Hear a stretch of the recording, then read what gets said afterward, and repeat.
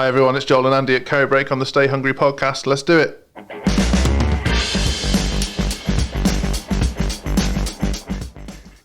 That will never get old. I just love that song so much. So what are we talking about today, Andy? We're talking about how to get your favourite song as your ringtone on your phone, because I want that for my phone. Sign up here and we'll send you your favourite song as your ringtone. That'd be well cool. See what I did there? No. Oh. What are we talking about? Lead magnets. Enough of this hilarity. Lead magnets. Lead magnets. What is a lead magnet and why it could be great for your business? And we'll probably talk about some other stuff. Every business should have a lead magnet. We haven't talked about food for at least 20 seconds. Oh, don't, because I am hungry. Yeah, we must start recording in the afternoon after we've had lunch. But do you know what I've got for lunch? Chickpea and spinach again. If it makes you feel better, I've got hot and spicy noodle pot. Oh, dear. Yeah. You and G seem to have a lot of these, pot noodles in my day. Well, it's Same not. thing. It's not. No, because these are like organic ingredients and stuff. Same shit though. Just farm did it better. Yeah, better for you, but quite miserable. Yeah. Stuff you pour boiling water into. Yeah. Wow. Convenience. Wow. Right. Okay. Maybe we should talk about lead magnets then. Talking about pot noodles just depresses me. Oh, what? Chicken and mushroom pot noodle? Yeah, actually, I can't criticise pot noodle because I last had one in the 80s probably. And did you like it? No, it's shit.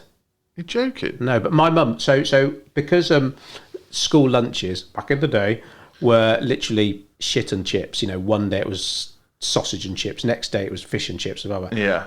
Mum was like, always with beans. Oh God, horrible beans. Yeah, cold baked beans, anything worse. So Mum put me onto sandwiches, but she'd do like wafer thin turkey in a sandwich, but she literally would use one piece of wafer thin turkey and like a piece of lettuce. And my mates are like, "Oh, we've got another lettuce sandwich, have we, Andy?" Ha ha ha. So she goes, "Right, if you're going to be so great, if you have a pot noodle." And it was pretty bad. I'm sure other brands of noodles are available. How did you execute a pot noodle at school? Well, just use the kettle. What kettle? What kind of school did you go to? Oh, this was lower six. Okay. So lower sixth is first year of sixth form? Yeah. And you get your own... mum still made your sandwiches in sixth form? Well, who else was going to We're uncovering a whole... Hang on. Who else was going to make sandwiches? Oh, you mean I should have got up and done my own sandwiches? Yeah. Oh, no. Or because obviously, I imagine you're the kind of guy that had a part-time job at that point. So I had jobs in the holidays, yeah. Yeah, so Factories. Why weren't you just nipping out into town? So in sixth form at my school, you were finally allowed into town, so that was great. But then obviously that would cost money. Yeah. Mum would never let me make my own lunch because I'd probably do something really rebellious like use two slices of wafer thin turkey. I mean, literally, a pack of wafer thin turkey probably cost about 50p and they'd last me a month. Matthews wafer thin turkey, yeah. Oh, I can picture them now. And they've got, obviously, they were circular and they've got those little bits of almost like gristly... Dark edges, the dark edges. And they're sort of, they've got a waviness to it. Sounds like I had a really shit childhood. I did. It was lovely. But at 17 years old, your mum still made you sandwiches. Yeah. That's all right. Well, again, because she wouldn't let me. It's not like I couldn't be asked, but that I probably couldn't be asked. But I mean, there's an element of even before that where if you were on sandwiches at school or whatever, you took the sandwiches with you, but it's not what you had for lunch. So you'd have them in your morning break and then we'd go to Zach's place at lunchtime sometimes. Yeah. And have some nice fish and chips. Yeah, there you go. A lot better than the fish and chips at school. Sorry, school lunches. Anyway, probably a lot better now because of Jamie Oliver, aren't they? Yeah, I'd have thought so. Yeah, I think the salad bars and jacket potatoes and the sort of things you can get now are pretty impressive. Yeah. Don't talk about my salad bars. When we had our 25th reunion at university, one of my mates in particular was just shocked and appalled that the campus pub had been changed to a salad bar. Oh. I mean, don't get me wrong. There were loads of other bars around campus. It's one of the reasons I went to Keele, apart from its fantastic academic record, of course. But the main place people congregate at was called Union Square, a pub on the ground floor of the Students' Union. And so we had our 25th anniversary union, and let's meet at Union Square. Oh, it's a salad bar. Wow. Do they serve falafel? Oh, don't. Fucking hate falafel. You actually quite like falafel, don't you? Hannah makes decent falafel, yeah. What's This is all over the place. Well, hang on. That's an oxymoron or oxymoron, how you pronounce it. A decent falafel, that just contradicts itself, surely. Is there such a thing? Well, you get crumbly falafel, which I'm not a fan of. So where it just kind of is like eating sand. Is that like posh person stuffing? I guess it. Yeah, I guess it is. Yeah. Favourite stuffing? Yeah. Oh, sage and onion. Oh, okay, yeah, definitely. People that stray and start having like walnut and rosemary. Sage and onion. That is no debate. The best stuffing, just like Viennese sandwich is the best biscuit. There's no debate. Don't say jammy dodger. A Viennese sandwich isn't a biscuit. That's what upsets me. What's your favourite biscuit? Forget Viennese sandwich. What's your favourite biscuit? I do really like a Biscoff, like we had the other day. Oh, like the malt things. Well, what are they, caramelised? Yeah. But they're pretty good. But chocolate hobnob, yeah. Rustic, isn't it? But with a little treat of chocolate on it. Anything you can dunk, really. So, Like I mean, Viennese I enjoy winding you up about a Viennese sandwich, but I'm certainly not averse to it. But hang on, because if we're talking about dunking, surely a Viennese sandwich, because of its shape alone, is a better dunker. Well, a Lotus is designed for dunking it. They serve it with coffee, don't they? The Biscoff. Oh, that one. Right, okay. Yeah, okay, I'm with you now. So that's maybe second then. Yeah. Right, this is ridiculous. It's absolutely outrageous. We're almost at the end of our podcast now, and we haven't talked about anything to do with lead magnets. So, lead magnet. You explain what a lead magnet is. Basically, anything that generates leads for your business. So, some businesses get confused and think a lead magnet must be on a landing page. There must be a sign-up form. You have to be offering a free PDF or a free checklist, but that's not necessarily true. So restaurants do lead magnets really well, and it can be literally when you come in, they offer you a loyalty card, or they sign you up when you register to book a table, and then the magnet was actually the registration process. So now they've got your details and they're going to send you an offer on your birthday or whatever it might be. But there's numerous ways to build a lead magnet into your process. So giving something away or capturing data? Yes. Okay. Capturing data that is also slightly warming that prospect up, I would say. So like a review card at a restaurant? Yeah. Coffee loyalty card. Signing up to a loyalty point scheme. So your Nectar cards, your Tesco Club cards. Any restaurants listening, definitely. If you are giving out review cards for people to fill out, ask for people's birthday. Obviously, some people won't give their birthday, but if they do, you've got a fantastic excuse to get in touch with them 2 weeks before every year, offering them free bottle of bubbles when you and 3 of your mates come in for your birthday meal or something. Best one I've seen along those lines is, Moonpig, the online greetings cards. Moonpig.com. Did you do the advert? was it you? Peel the onion. What's the other one? Moonpig and someone else Funky Pigeon. Yeah, did they just literally rip off what Moonpig did and try to do it better? Funkypigeon.com. So did Moonpig ever do that, or have you just... What do you mean? Did they both do it? Do exactly the same jingle? I think they did, Funky Pigeon. Both of those companies, anyway. Right, okay. When you buy a card off them, they say, would you like to save this card? Meaning, you've just bought a card for your grandma. Do you want to save her birthday in our system? So next year we prompt you to buy a card for her again. Brilliant lead magnet. Brilliant example of a lead magnet. I can say this now because I know my friend Nick won't be listening, but lives down in Sevenoaks, and that he's about the only person I use Moonpig for because he's a really good friend, but not like a brother or mum who you're always going to remember their birthday. So that's exactly what I did on Moonpig. So every week before, yeah. See, I find one now that'll handwrite the cards for you. Oh. Which that gets you out because won't work with your mum because you'll know what your handwriting's like. True, but my nan, I'll get away with it, and she would be mortified if she received a Moonpig. Doesn't she pod? Won't she be listening to this? There's a risk. There is a risk. So yeah, that's what your lead magnet might be, and some businesses do it in different ways. So, do you remember club reps in the street? On the boardwalk in Ibiza or something. Yeah, they'll hand out leaflets, but they'll also they'll have an iPad and they'll say, I'll email you your entry, and that's just a lead magnet to say, do you want 50% off entry into our club?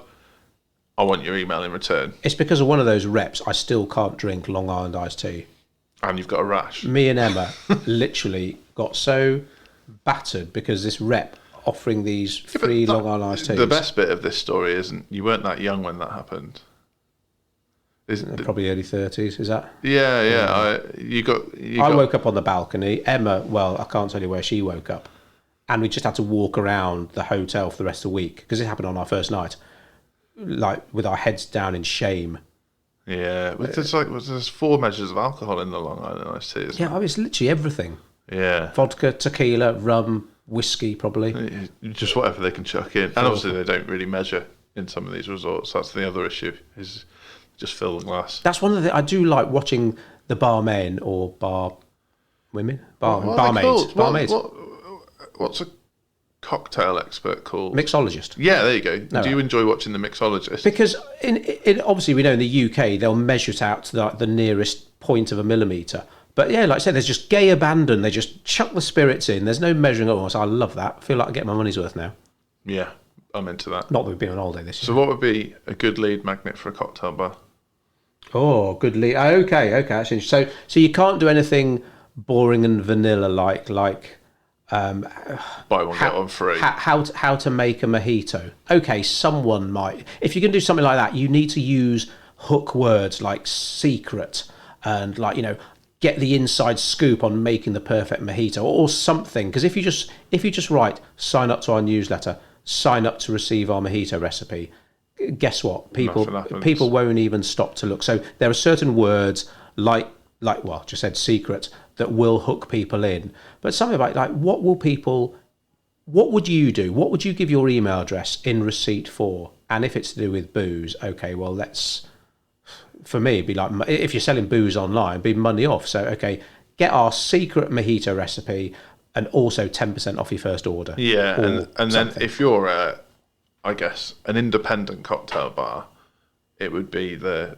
cocktail bar. Buy one, get one free voucher, or 3 for the price of 2. Yeah, all cocktails £5 until 11 p.m. if you've got this code, or with need to work out ideally with any offer there'd be some kind of time frame on it. Not always possible with a lead magnet, but you want people to take action, not do something and then not forget about it. There's got to be value to them plus incentive. A little bit of, like, obviously if a cocktail bar in particular, or a nightclub or a pub or a restaurant, if you're doing that kind of incentive based offer, you want to send that out on a Thursday knowing people go out on a Friday and Saturday. There's absolutely no use you sending that on a Sunday night. No, absolutely. The timing's crucial. So when you're designing your lead magnet, say, that's going to sit on your website, and people have to give their name and email address. And generally speaking, we'd always advise taking at least a first name and the email address, because if you take the first name, that means all the following emails you can personalise. Yeah. So, dear Joel, dear Andy, and did you know this, Andy? And speak to you next week, Andy, that kind of thing. Because especially if you're writing a long email, a good trick to keep people hooked to read all the way through is to drop their name in strategic points throughout the email. So obviously you need their name for that. But people sign up online, straight away they need to get an email. And like I say, you need to work out the timings as well. Because, yeah, you're right. If, I don't know, maybe Tuesday is the quietest night in your health club, or no one comes and works out on a Tuesday, right, you need to hit people on a Monday. Yeah. And I guess the clever bit of that as well is if somebody thinks they're signing up for something, they expect to receive it there and then. So you have to set expectations. So...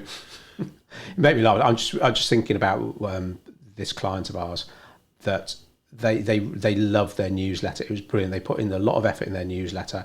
We had the sad news to inform them that people sign up to their newsletter and they don't receive a dicky bird for, I think it was about 4 weeks, or whenever they could next be asked. But it's like, people sign up for something. Yeah. Instant reward. Yeah, exactly. So if you sign up for buy one cocktail, get one free at this cocktail bar that we've made up. Yeah, I want to go to this cocktail bar. Sounds great.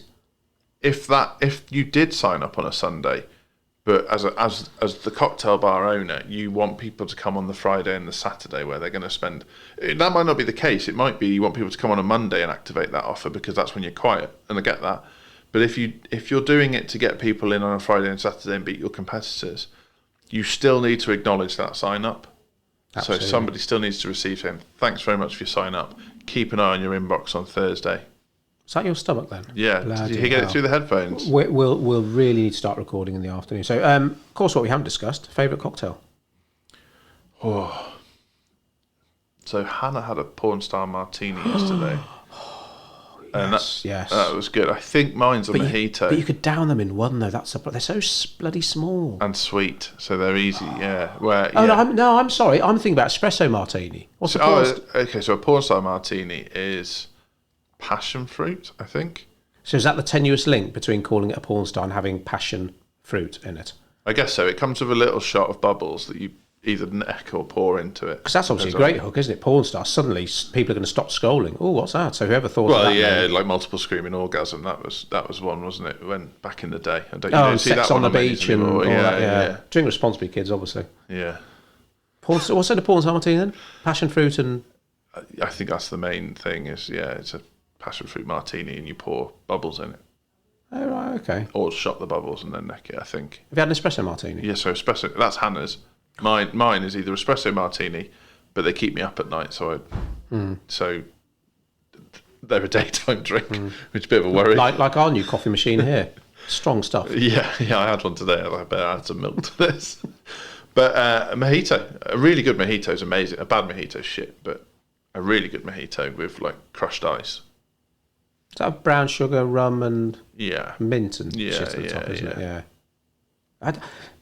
Cocktail bars, though, they do annoy me a little bit because I just haven't got much patience.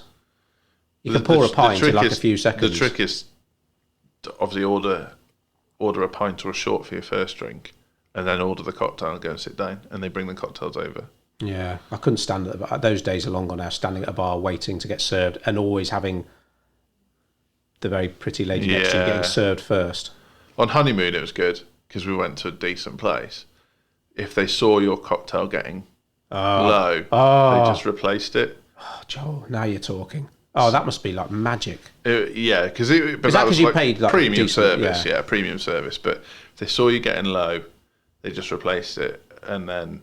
God, this business owner I know, very successful, paid a shitload of money to take his family to some premium hotel in Vegas, I think it was, and he was lying by the pool, fancied some crisps or chips, I think they call them over there, and asked like one of the waiters, baristas, walk around if you have some crisps.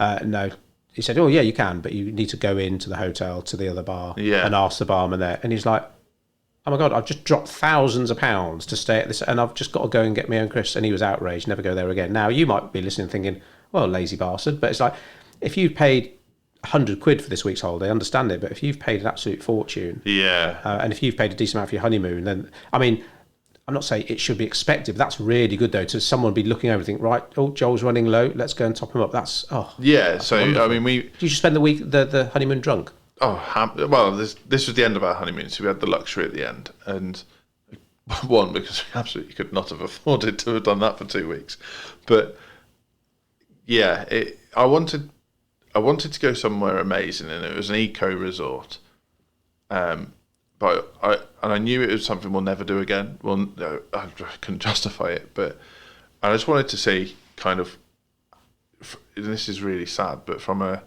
business perspective, how they operated. Okay. And kind of, what were the touches that... So we got, I've never stayed in a really fancy hotel. I've stayed in some quite nice hotels. Hang on. Didn't you took Hannah to the Premier Inn last year? Yeah. What's wrong with that? But, so we got chauffeured from the airport to the hotel because the hotel put that on. Right. You get out of the car and I went to get my suitcase. And the staff essentially laughed at me. What the hell are you doing? You're going to tell me by the end of your honeymoon they were opening the car door for you, just sit there waiting. Well, wow. I've never not wheeled my suitcase before. I'm going to be sceptical now. Were they told to do that, or is that how they get a bigger tip? Do you have to tip them? What's the etiquette on that? This resort, you couldn't tip individuals. You weren't allowed to tip individuals. Ah, okay. But at the end of the day, you got a report of everything you had, and it gave you the option to tip with contactless. Wow, that's pretty cool. So you got like a little electronic thing that told you. Wow. And it came up on your TV in your room as well. So if Bob, at the end of your week, was like especially good, you couldn't get, unless you just slip Bob some money. Yeah. So you could slip him a note, but He could get fired. The whole point of the resort was you didn't have to carry any cash. So you didn't take your suitcase out of the boot or anything? No, so they wouldn't let me take my suitcase. Okay, fine. They whisked us off for a little welcome situation where they gave us a cocktail, and they already knew our names because their lead magnet and everything they'd done prior was really bob on. So, hello, Mr. Stone. Hello, Mr. Stone. Congratulations on your recent marriage. Did you say, call me Joel? No. My window cleaner came around the other day, and he kept calling me Mr. Rao. I was like, I'm sure he never did that before. Is that like has his boss told him, right, you got to start calling your customers Mr. and Mrs. now? Make you feel more safe during COVID. Yeah. So, we're given a cocktail. They put this welcome presentation on. This is how the systems work. This is how the rooms work. Blah blah blah. Go back. Take us to our room. Is your suite okay? Blah blah blah. Which was like a little wooden cottage basically within this resort.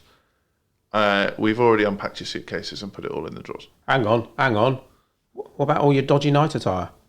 Well, who knows? But yeah, basically, everything had been put away nicely. Not sure I'd like some touching my pants. And then, would you like us to iron anything? Just like, poof.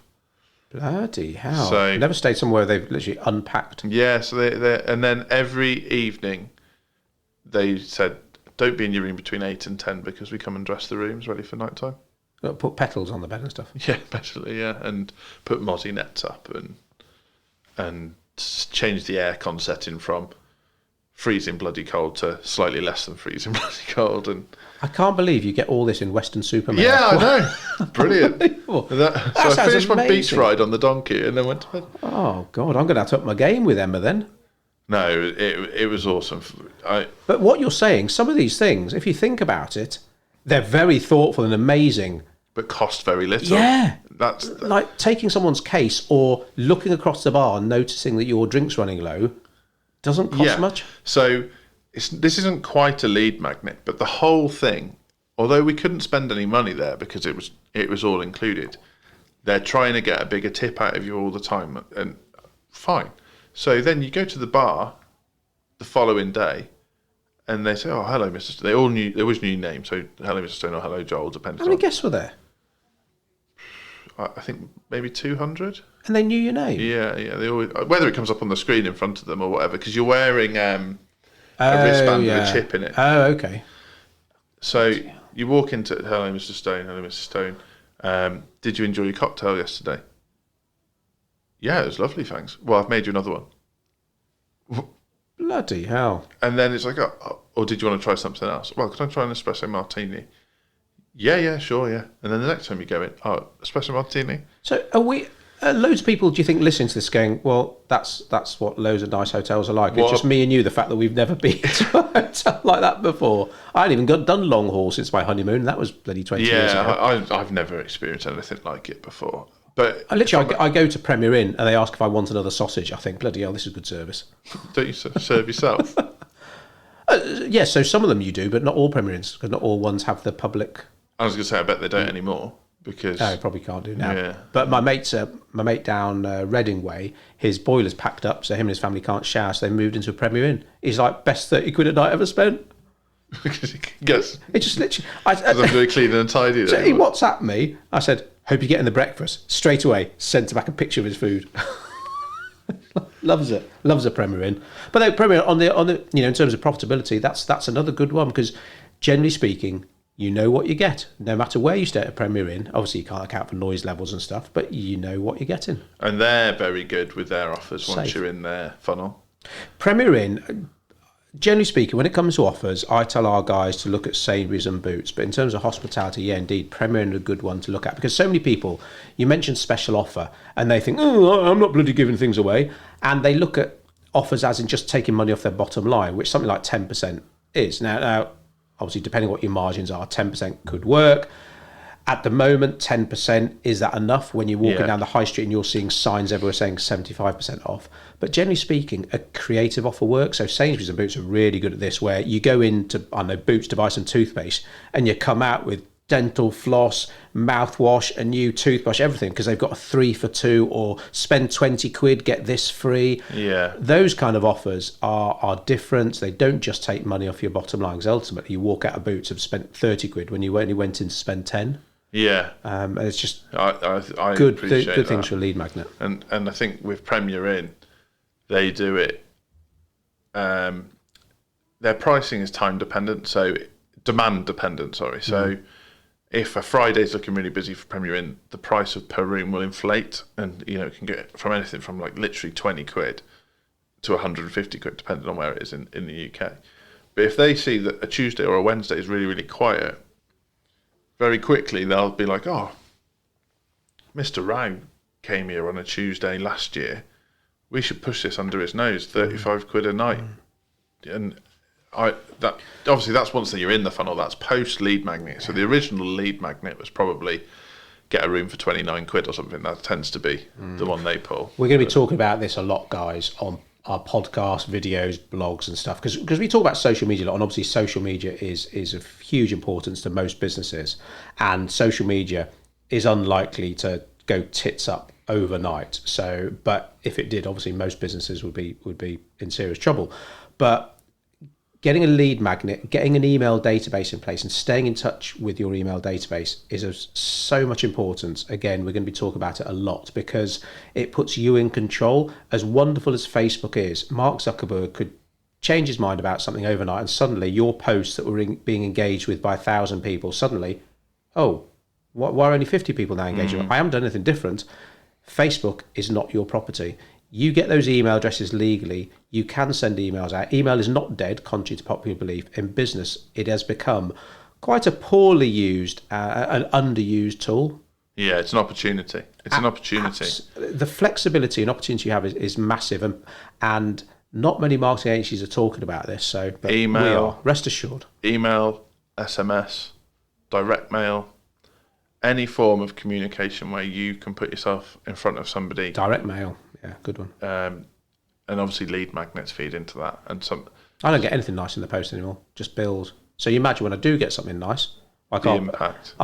Is our new printed newsletter? It's gone out this week, isn't it? Yeah. So getting something nice in the post that isn't a bill, wonderful. Now, a lot of your competitors won't be doing that because, let's face it, they haven't got the time and they don't want to shell out the money. But great, if you can do something your competitors aren't, Bob's your auntie's living lover. And I think people are saying, email's dead, direct mail's dead. All of these formats are still valid as long as they're used creatively. And that's something that people are really missing a trick on. There's absolutely no point spending $1,000 a month on a digital advertising campaign if that campaign isn't speaking the right language. You'd be much better off writing 10 letters. And we saw this, and actually we touched upon this as soon as lockdown hits, because straight away, me and you and probably anyone else in the UK started getting spammed via email. And it's because all these lists you signed up to years ago, but people never bothered staying in touch with you. Yeah. Suddenly the shit hits the fan with lockdown. Oh my God, we must send some emails out. Yeah. And suddenly you start getting all these emails off people you'd totally forgotten about, to be honest. Power to us. But we went the other way during that period and actually gave away more. Gave away more advice, did more video content, did more helpful advice, did free calls, free consultations, talk more openly about our own mental health and our own business journey and what was going on for us. And guess what? That's paying a dividend now. And that's kind of where you need to be mentally with your funnel and what you're doing in terms of, is the lead magnet providing enough value that it pulls in the right volume of people?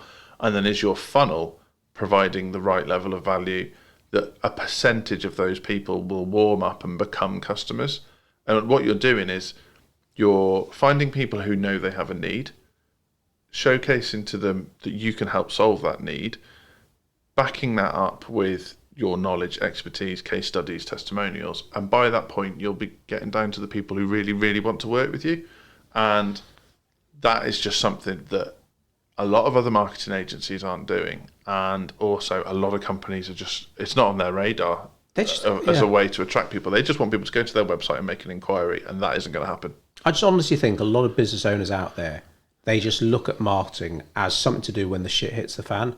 They're sitting on this massive email list of people who bought off them, or people who stuck their hand up as a warm lead or wanted their lead magnet, and then not touch that database. Lockdown hits. Oh my God, let's start spamming these people. Hi everyone, Fergus at Codebreak. If you haven't already subscribed to our podcast, what are you waiting for? Hit subscribe and be notified every time we release an episode. And remember, stay hungry. And remember, stay hungry. He's got chinos on today. I think they're chinos. Cool. Those light coloured chinos. It's cool enough to get away with it. Yeah, I couldn't do chinos. I like a beige coloured chino. I've got some brown cords at home. Of course you have. Yeah, not sure. They're not very code breaking. They're great for dog walking, but they're loose now. I can say that, being cocky now. I'm on my last belt buckle as well, George. So if you want to know what to buy me for Christmas. Yeah, I'll get you a Star Trek belt. Where were we? No idea. So an email database is not there to be spammed or just to sell shit to when you're below target or whatever. It's sharing your expertise, your knowledge, your insights free of charge, obviously with the odd cheeky offer in there. Of course, if you're a restaurant, what are you going to do? Just email people telling them about the latest industry news? No, you're probably going to talk what's going on in the business, maybe new members of the team, and did you know that this Friday we are running 2 for 1 till 8 o'clock or whatever? But if all you're doing is buy my stuff, guess what? You are going to get people unsubscribing, and unfortunately, some of the people unsubscribing could have been potential customers. If you're informing people and you get unsubscribes, be okay with that, because they're people who never bought off you anyway. So they've just cleaned your database for you. Happy days. So do you remember that time 5 or 6 years ago where all these data companies appeared and they've disappeared since, but they all suddenly started coming to networking groups and saying, we've got data. We've got data. Big data is really important. You need to know how people are behaving. You need to blah, blah, blah, blah, blah. And I smugly sat there then, and I still feel like this now to an extent. Well, that's what I've been doing for 15 years, is monitoring how people behave, looking at the psychology of the situation, and then presenting them with stuff that fulfills their need or fulfills their desires, because some people... As long as they're paying. Yeah, well, as long as they're paying. But there's I guess there's different levels of need. There's the basics that everybody needs, like Maslow's hierarchy of needs almost, but there's, the fundamentals that everybody needs. There's the things that people think they need, and there's the things that people desire. And it just blew my mind that there was this influx of companies going, we know what people want. We know, big data. We want, and it's like, this is what Facebook, Google, LinkedIn, Twitter, Instagram, Pinterest have been doing for years. You're way behind track. This is what we've been watching and tracking. This is how we know what lead magnets will work and what won't work. And just are we doing ourselves out of a job? Are we making it sound too easy? Get the right people onto your list and stay in touch with them. I mean, it almost like that sort of sums up a lot of what we're saying. But so many companies don't do that. They either don't build up a list, or they have a list and don't stay in touch with them, or they'll email people once every 6 months and then tell me how email marketing is shit. And for me, most companies have no concept of value. They're tremendously naive when it comes to value. So they either feel like they're giving something away that they should be charging for, and they're scared, which is fine. We felt like that. Can't give too much away. Or they're giving something away that nobody gives a shit about. So, and often the offer is so far removed from what the company is. So win a hamper. And you'll see like really dry companies do this. So they'll be like, sign up to win a hamper. And there's absolutely no link between the hamper and their offering. So what they end up with is a mailing list full of people who were never going to buy their services in the first place. Want a free sausage pie. Yeah. Or like and share, which you're not meant to do anyway, but loads of companies do it. Like and share. And what you're actually doing there is attracting everybody that wants a freebie in the world to like and share your crap, which might give you more exposure. But if you think you're going to build your database off the back of that... And you'll piss off Facebook. You run the risk of them restricting your reach because they know that you're free of charge trying to get loads of people to come and like your page when Facebook knows they're not going to be of relevance to you. Yeah. And most people can't afford to piss off Facebook. And like you say, it's just, look, I've got loads of lols on that. I've had loads of... Yes, but are those people going to fucking buy off you? Yeah, and it's a really big one. And that's where with lead magnets you can get really clever. So we know how much a conversion on our lead magnet costs. We know accurately to the penny how much that costs us. And I would say most marketing agencies that we interact with wouldn't be willing to pay that for a lead. Oh, no, absolutely not. I don't want to pay it sometimes, but you make me. Yeah, I'm going to make you pay more soon. Oh, shit. I got 5 kids to feed. I sit here churning the maths thinking, how do we grow this thing? Right, let's chuck more money at it. Yeah. But burn money! I don't need to eat. But the beauty then is we roughly know how many people we need in our funnel to generate one client. So then it's, let's say it costs us £10 per lead. Can you Some hear cock really just revving their car? car outside. Yeah. One of our neighbours got 3 motorbikes, and I don't think he ever rides them. He just sits on them, revving them on a Sunday. That's you soon, isn't it? Oh yeah, I keep telling that with Emma, but Is it not flying? I just think the children and Emma Would worry too much, and I don't want that on my conscience. I've got that at the moment too. I still haven't decided if I care enough to factor that in. I should, but Maddie, my eldest daughter, she's a worrier, and if I went out on a motorbike, she'd just spend that hour worrying if I was okay. So it's just a middle-aged man's fancy, I think. I mean, she worries when I get on my bike, my push bike. Yeah, no. So I don't think that's going to happen, to be honest. Yeah, it's selfish. Plus, it would be nice to get my own back and just sit there revving it all day. But that guy, he's still revving outside. I've lost trail of where I was. Fucking drive. Oh, I know where I was. Sorry, us, let's say, for math's sake. Oh, he's off now. It costs us £10 a lead.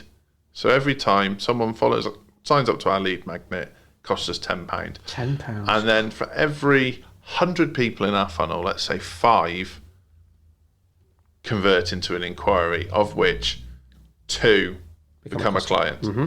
So that means it costs us £1,000 to get 2 customers. Okay. That maths works for us, roughly. Yep. That's where you need to be with your lead magnet and your lead funnel. And so few businesses are there.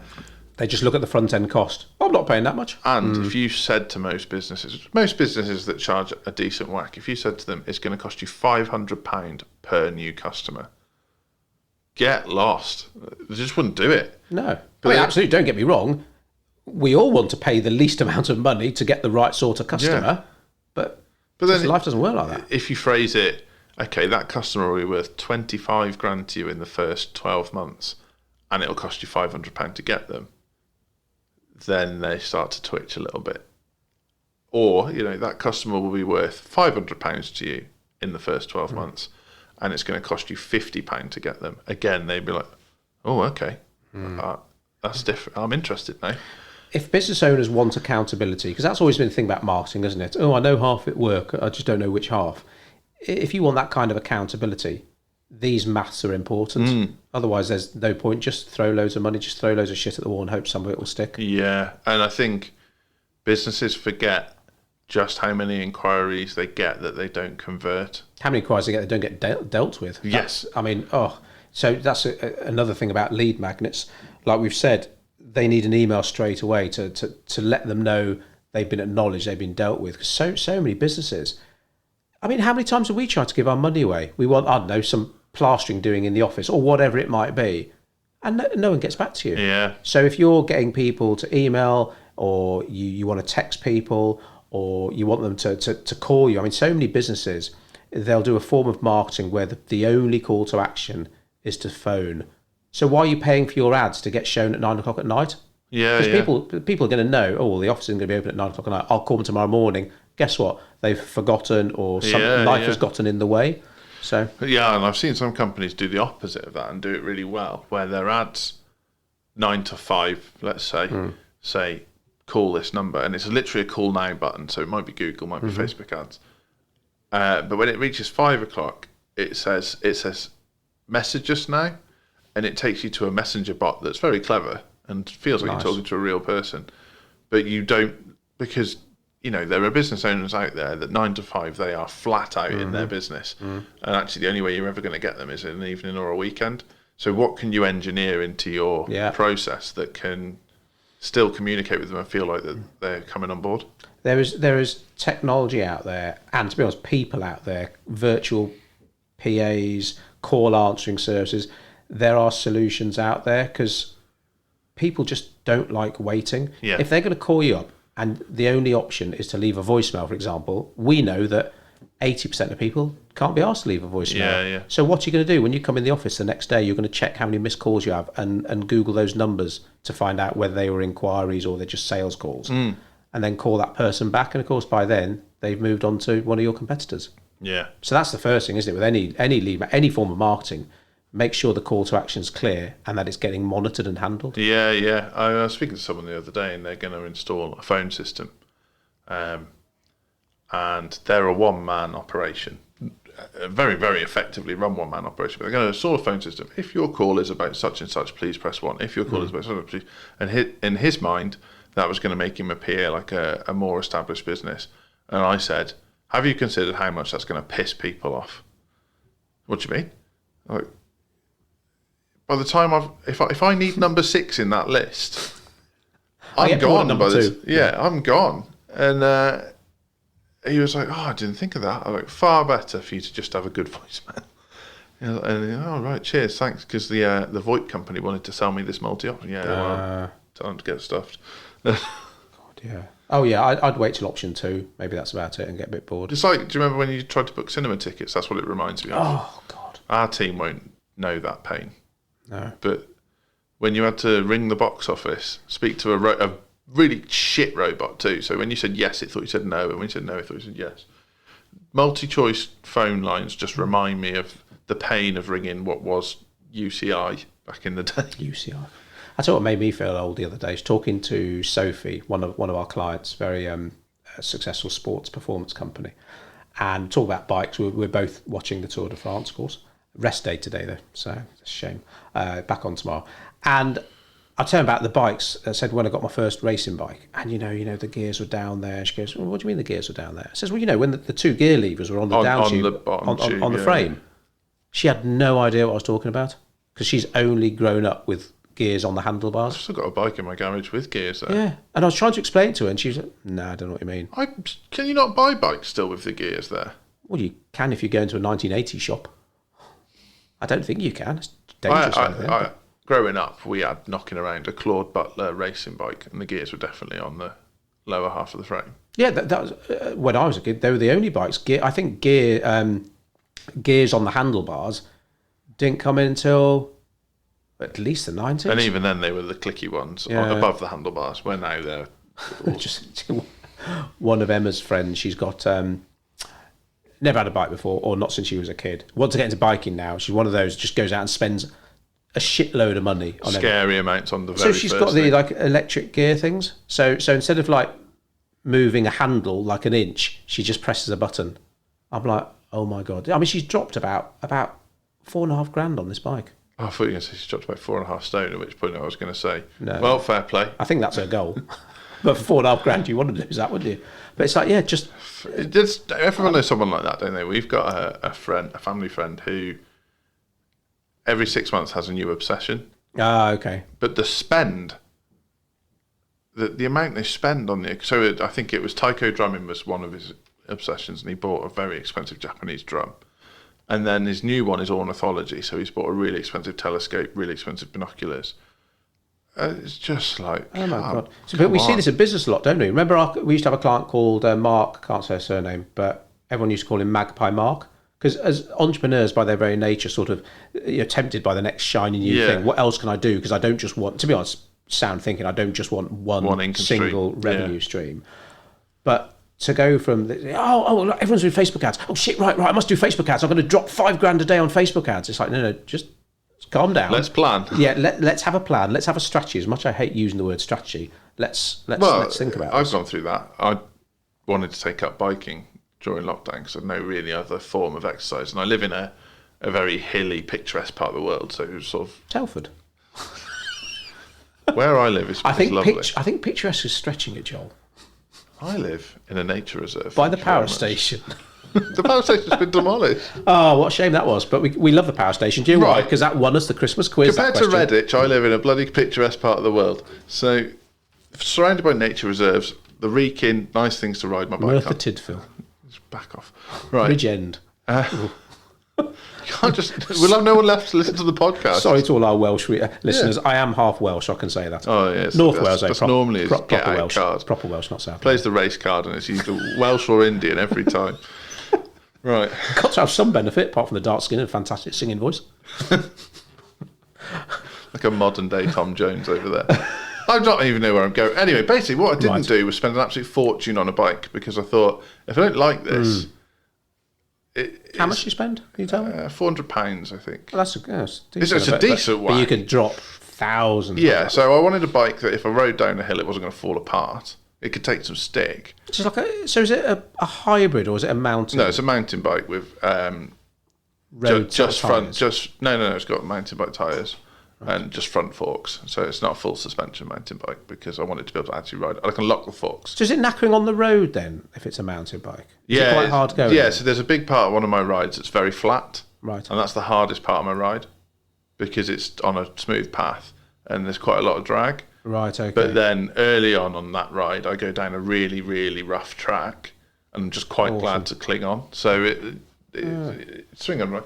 But what I wasn't going to do is go and spend £1,000 plus and pretend I'm the next pro mountain biker when the reality is, I'm going to get out on that bike 2 or 3 times a week. I'm not going to be taking it to the top of Snowdon and coming down. There we go, another business lesson, consistency. 2 or 3 times a week on your bike, your route, whereas some people, like say, they'll go and spend £5,000 on a bike, kill themselves or run themselves ragged by like just cycling 100 miles a day, and then next month, I'm not going to do something else now. Going to go back to the ornithology. And the other side of that as well is I don't have the expertise to look after a bike that costs that much. So I would rather do something within my reach. I can YouTube a few things. I had to sort the derailleur out or whatever. But if I'm having to play with hydraulics and all this, the maintenance is expensive, either time or cost. And I just thought, I'll take my time. I don't know where I'm going with this, but... No, it's about people who do want to... we're talking about lead magnets today, allegedly. There's some people like, oh, right, I must do lead magnets. I'll do 50 lead magnets. I'll give away 90% offers. No. You need a plan. Yeah. And to be honest, some companies, lead magnets might not be a good thing. You certainly need to have a database away from social media that you can stay in touch with, and to get more of the right people on your database, a lead magnet's a good start. And a really cool starting point for that, which no businesses seem to do, very few, to be fair. If you've got a good client list already, so clients that you're close with, clients you've done a good job for over a decent period of time, take them for a coffee, take them for a beer, and say, you're an awesome client, really, really enjoy working with you. You really tick the boxes for what we want. We can help you. You get the results you want. Our team like working on your stuff. But what we really want right now is more like you. So if you were to do this all over again, what is it that we could do that would attract you to our business? And nobody's doing that right now. But that's your lead magnet. That conversation there is your lead magnet. And then I'll turn around and say, well, actually, we really could have done with a guide on how to adjust the suspension on our tractor, or we really could do with a guide on how to make sure we're covered for health and safety purposes so that our insurance always pays out. Oh, right, okay, awesome. Well, I can do that. You bought your bike online, didn't you? So have they stayed in touch with you? Absolutely not. Right, so you haven't heard like any little cheeky upsell? Or? I bought it off a very well-known online bike retailer. Right. It came broken. Oh yeah, I forgot about that. I immediately contacted them, and they've never been in touch since. Literally zero contact. Wow. So there we go. That's a big company not staying in touch with someone who could spend more money with them. I've bought loads of accessories. And then they'll go bust, and they'll moan in the paper about it's COVID, or it's the economy, or it's the bloody increased broadband charges. I've bought rocks of accessories. I've bought puncture repair kits. I've bought just off other people. A little box to put my keys in and my phone in so it's protected whilst I'm riding. I've bought so it shows me my phone whilst I'm riding, so I can see how I'm doing on my route and my time and stuff. Oh. But you bought it off someone else? Yeah. I've bought helmets, gloves. I've already gone through 2 pairs of gloves. So. And let's say we go into another lockdown. I guarantee this bike company will straight away start spamming you. Yeah, well, to give you a clue, it's a company that's owned by someone who seems to buy out companies going bust all the time. Oh, right. And I think their approach is churn and burn. They've got no interest in looking after me. And, what actually happened was I paid Halfords to put the bike right. I mean, everything costs. I appreciate that. So your time costs. Having a database and staying in touch with it is, to be honest, one of the, I don't want to say the word cheapest, but generally speaking, it's pretty much as close to free marketing as you can get. It will just require some thought. And a brilliant use of your time. Obviously, any business should be client-led. We are, but if you're not, you should be. In terms of you look after your clients first. They're the people who've spent money with you and deserve that attention. But after that, your prospecting surely has got to be, staff as well, but prospecting surely has got to be behind your priority. And if you think, you might outsource it, there's plenty of people come to us and ask us to help with their prospect journey and what should our tone of voice be and how do we stay in touch and what this bit's not working, so what can we do to address that? And that's fine, but our clients wouldn't let us do that unless we could sound like them and impart their values. I'd say that over half, maybe 2/3 of business owners we speak to, when we say what you're doing to stay in touch with your database, they look at us blankly. Remember, we had that one client that had was it 12,000 people on the database? Said, how often you stay in touch with it? Oh, when we remember, a couple of times a year maybe. Don't talk to me about that. And it was like, holy shit, 12,000 people. Bloody hell. Do you know what a gold mine you're sitting on? Emailed that database and they did $3,000 worth of sales in the first night. It sounds simple, but because it requires maybe a bit of thought and planning and strategy, maybe that's what puts people off. Maybe it will always be on the, I'll sort that out tomorrow pile. That's why with our Marketing Monday emails, one of the main reasons I tied it to a day was me making a public commitment that once a week. Yeah. Obviously, well, on a Monday, like I'd be sending recording emails this podcast. Every Monday we record a podcast. Every Monday we have a team meeting. Every Thursday we record a podcast. Yeah, it's. I know some people think it's strange that how ruthless we are with our diaries, but I think part of the reason we can get so much shit done is that we're very protective over them. And same with the team. Like I've just seen it flash in my watch now that we've got a meeting with Fergus, because Fergus knows not just grab me when you can, put it in the diary, and then we can put time aside for it. And that's I've got a meeting with Fergus shortly. And that's but it's so important. It's one of those business processes that may sound like common sense, but if you're just too busy dancing to other people's tunes all the time, answering the phone or being available 24/7, you're really digging a bit of a hole for yourself. Agreed. Anything else we talk about lead magnets?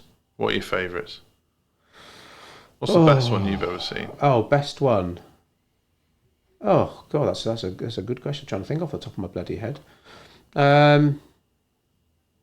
I'm pretty sure I got a good one off Boots. When I signed up to their loyalty card.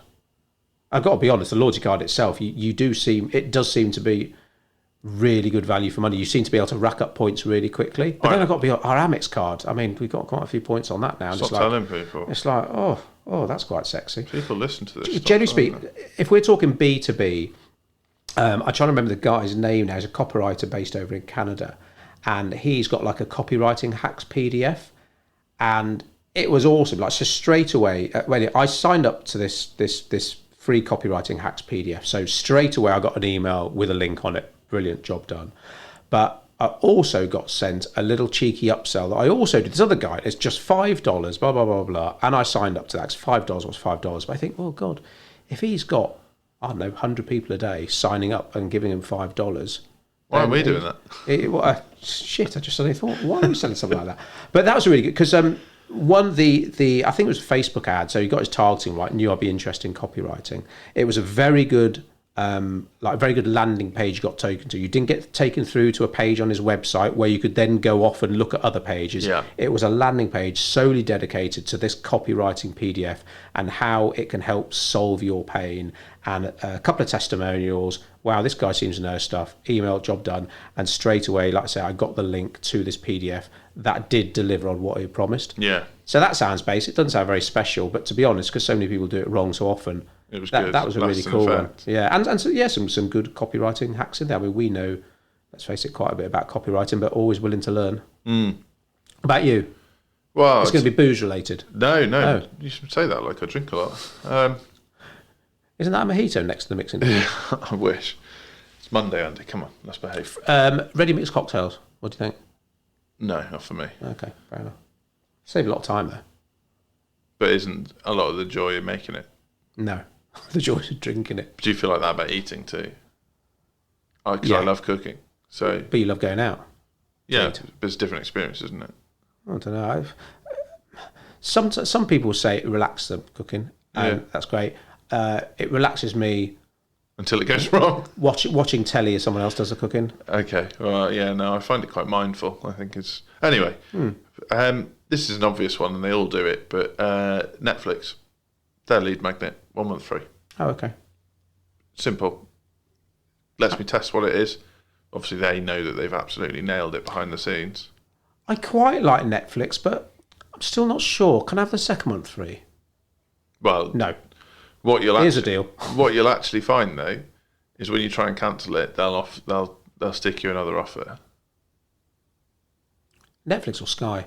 I think Netflix will do okay. that. So if you decide not to extend that period, it'll often ask you a question, why? And then I think probably off the back of that, I did extend, so I don't know for certain, but I think off the back of that, you'll probably receive an offer further down the line. I wonder what percentage based on what you said. have their free month and then leave. It must be so There was a low. big wave of people that used to try and sign up for a free month with loads of different email addresses. That'd be my brother. They figured that out now. So, right, we've done But that. that's a really good, because there is literally no. We don't like grey areas, and generally speaking, in marketing, grey areas are bad. So here's your free month. Look at all you can have, and if you don't want it, fine. We'll just take it all away from you. Yeah. Wow. What are you watching on Netflix at the moment? Cobra Have you done the Kai. fall yet? Cobra Kai. Oh, where are you up to? Well, I'd already seen all of Cobra Kai on YouTube, but now Netflix have bought it. I thought I should You're watching it again? make my wife watch it. Is she into it? Yeah, big time. So we've watched all of season 1, and we're 1 episode into season 2. Oh, cool. Have you seen the fall yet? It's old, but it's on Is Netflix. that Gillian Anderson? Yeah. That's on our radar. Totally agree with Rotten Tomatoes on that. First 2 seasons, like 100%. Third and final season dropped to about 60. I probably agree with that. But yeah, it's some good telly. Cool. Excellent. Done that? I think so. Should we go and have a cocktail now? Is it awkward to end it like this? Should we keep talking? I want a drink.